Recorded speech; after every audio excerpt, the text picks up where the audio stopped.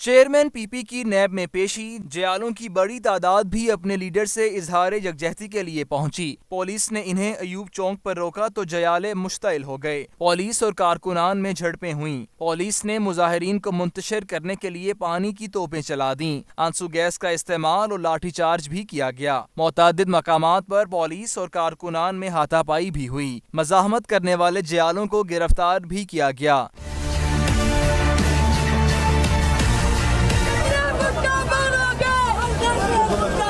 Peoples party के कारकुनों को रोकने के लिए वफाकी दारुल हुकूमत के तमाम दाखिली रास्ते सील कर रखे थे। इसके बावजूद पुलिस एहलकार जयालों को जरदारी हाउस जाने से रोकने में नाकाम रहे।